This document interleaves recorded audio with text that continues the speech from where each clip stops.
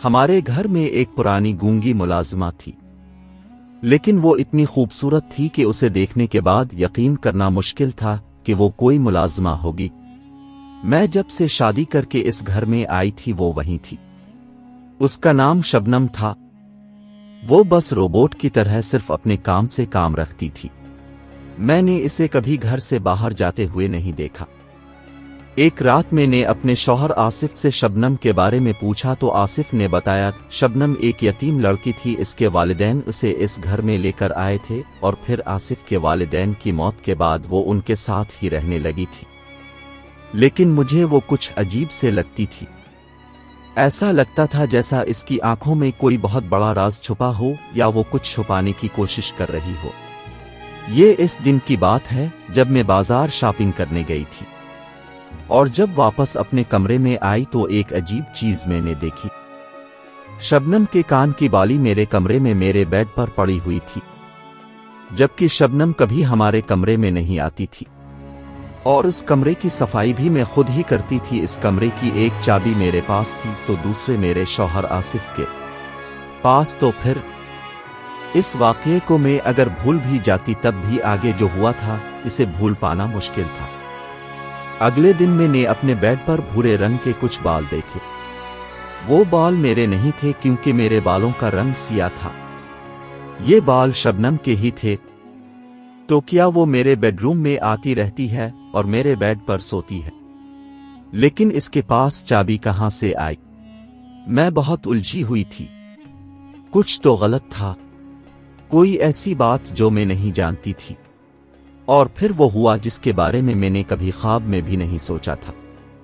ایک دن جب گرمی کی وجہ سے میں شاپنگ کر کے جلدی گھر واپس آئی تو اچانک مجھے کچن سے کسی لڑکی کے بات کرنے کی آوازیں آنے لگیں۔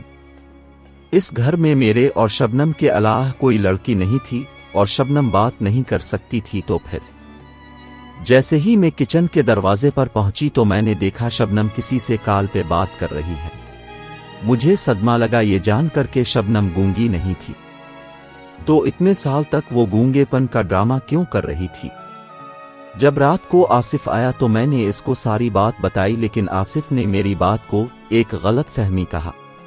مجھے ہر دوسرے دن کوئی جھٹکا لگا رہا تھا، اور اگلی بار جو ہوا وہ تو ناقابل یقین تھا۔ میں جان بوجھ کر اگلے دن شاپنگ کا بہانہ بنا کر گھر سے نکل گئی، اور 10 منٹ بعد جب واپس آئی کمرے میں تو مجھے اپنے ہی بیڈ روم سے کسی لڑکی اور لڑکے کی بات کرنے کی آوازیں آنے لگیں۔ میں نے جب اندر جھانک کر دیکھا تو میرے قدموں تلے زمین ہی نکل گئی، کیونکہ شبنم اور آصف ایک دوسرے سے ہنس ہنس کر باتیں کر رہے تھے۔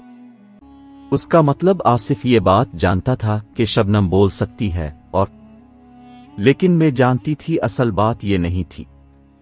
اس کے علاوہ بھی کوئی اور بڑی بات تھی، کوئی اور بڑا راز تھا جو میرے سامنے نہیں آیا تھا۔ شبنم اور آصف دونوں مل کر کوئی بہت بڑی بات چھپا رہے تھے مجھ سے، اور وہی راز جاننے کے لیے اگلے دن میں پارک جانے کا بہانہ بنا کر اپنے ہی بیڈ کے نیچے چھپ گئی۔ تھوڑی دیر بعد کمرے میں اچانک شبنم آئی اور شبنم کو دیکھ کر میرے قدموں تلے زمین ہی نکل گئی، کیونکہ وہ تو میرے شوہر کے ساتھ وہ گل کھلا رہے تھے جو میں سوچ بھی نہیں سکتی تھی۔ مجھے اپنی آنکھوں پہ یقین نہیں آ رہا تھا۔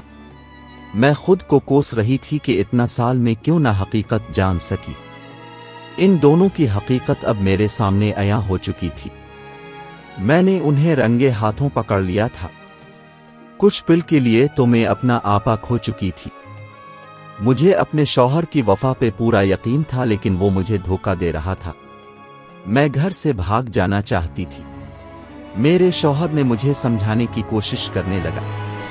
اس بتایا کہ شبنم نوکرانی نہیں بلکہ اس کی پہلی بیوی ہے۔ اس کے والدین نے یہ شادی زبردستی کرا دی تھی۔ وہ مجھے اس کی سچائی بتا کے دکھ نہیں پہنچانا چاہتا تھا۔ اس نے تمام گھر والوں کو روک رکھا تھا کہ کوئی بھی مجھے یہ بات نہ بتائے۔ اس وجہ سے اس نے شبنم کو میرے سامنے بولنے سے بھی منع کر رکھا تھا۔ اب میرے پاس صرف 2 ہی راستے تھے، یا تو میں طلاق لیتی اور گھر چلی جاتی، یا پھر اپنا گھر بچانے کے لیے سمجھوتا کر لیتی۔ میں دوسرا آپشن چنا اور گھر بسا لیا۔